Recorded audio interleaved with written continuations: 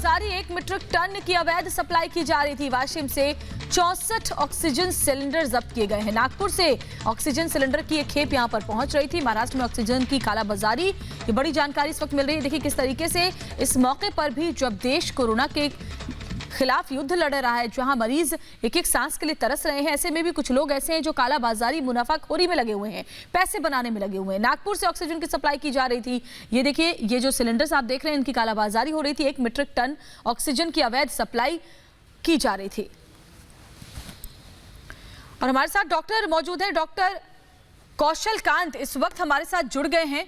सीधे उनका रुख करते हैं। डॉक्टर कौशल कांत, स्वागत है आपका रिपब्लिक भारत पर। देखिए, नीति आयोग की तरफ से सलाह ये दी गई है कि अब घर के अंदर भी मास्क लगाया जाए। ऐसे में लोगों के मन में सवाल ये है कि घर से अगर कोई बाहर नहीं जा रहा है, वर्क फ्रॉम होम कर रहा है, तो क्या फिर भी लोगों को घर में मास्क पहनने की जरूरत है? और क्या सभी सदस्यों को मास्क पहनने की जरूरत है? लाइन है उसके हिसाब से तो यस, मास्क पहनना चाहिए। क्योंकि नीति आयोग का अगर कहना है तो ये मान के चलिए कि हमें पहनना चाहिए, आइडियली पहनना चाहिए, क्योंकि ये कोई भी कैरियर हो सकता है। जो भी बाहर जा रहा है, बाहर से अंदर आ रहा है, उसके अंदर वायरस हो सकता है, वो एसिम्प्टोमेटिक कैरियर हो सकता है, तो उसको मास्क पहनना चाहिए। लेकिन मैं ये बात पूछना चाहूंगा कि नीति आयोग पिछले 3 महीने से घर में क्या कर रहा था? 3 महीने तक उसे होश नहीं आया था। 3 महीने तक इतने सारे प्रोग्राम हुए, नीति आयोग घर में बैठा हुआ था। नीति आयोग कहाँ सो रहा था इतने दिनों तक? और मैं एक चीज और पूछना चाहूंगा, आप ये कह रही ना कि हेल्थ सिस्टम, सरकार एक्सपोज हुई है। हम दिल्ली में बैठे हुए हैं ना।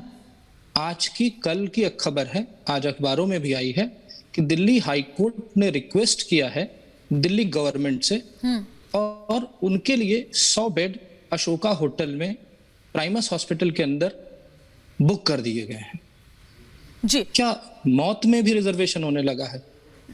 बिल्कुल, आपके सवाल बिल्कुल जायज है डॉक्टर कौशल कांत, बिल्कुल जायज। सुन लीजिए, पूरी बात सुनिए मेरी।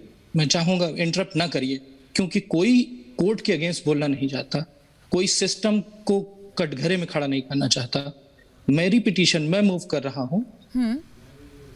हेलो जी बोलिए। मेरी पिटीशन मैं हाई कोर्ट में मूव कर रहा हूं। आज शाम तक या कल तक इन पर्सन मेरी पिटीशन जाएगी, और मैं चाहता हूं आपके माध्यम से दिल्ली हाई कोर्ट को यह पता चले कि इस तरह की कोई पिटीशन आ रही है। और अगर हाई कोर्ट को यह लगता है कि ये इलीगल है, क्योंकि ये डिस्क्रिमिनेटरी ऑर्डर है, उसमें यह कहा गया कि हाई कोर्ट के जो अफसर होंगे, जो जजेस होंगे, उनको वहां पे 100 कमरे बुक होंगे। क्यों? बाकी जो सड़क पे लड़ रहे हैं, मर रहे हैं, जो हेल्थ केयर वर्कर जिनको बेड नहीं मिल रहा है, जो आर्मी के लोग मर रहे हैं, जो किसी भी सेवा, जो गरीब मर रहा है, जो सड़क का मजदूर मर रहा है, क्या उसकी जान की कीमत जजेस से कम है क्या? अगर ऐसा है तो इस ऑर्डर को सेटिसाइड करना चाहिए। और ये इसलिए केवल पास किया गया है क्योंकि दिल्ली हाई कोर्ट में दिल्ली के सारे केस जाते हैं, दिल्ली गवर्नमेंट को वहां जवाब देना पड़ता है। तो सिर्फ ये चमचागिरी और मक्खन मारने के लिए इस तरह का ऑर्डर पास किया गया है। इस ऑर्डर को तुरंत विड्रॉ होना चाहिए।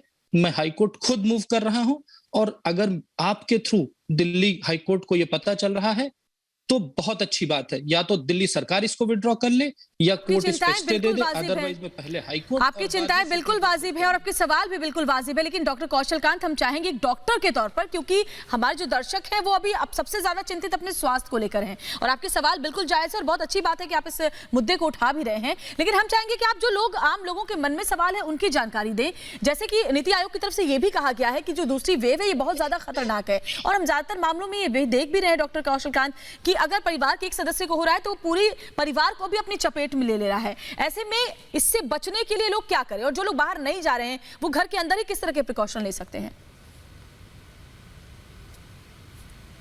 देखिए, जो ये नया इन्फेक्शन आया है, जो नई वेव आई है, इसमें किसी, जैसे पहले कहा जा रहा था कि ये ओल्ड एज को अफेक्ट करता है, 60 साल से ऊपर को अफेक्ट करता है। बहुत सारे लोग जिनकी उम्र करीब 45, 40, 20, 32, आप अपने आसपास देखिए, अपने मीडिया में देखिए, अपने रिसोर्सेज, जो भी जान पहचान के लोग हैं, ये यंग एज में भी बहुत तेजी से बढ़ रहा है।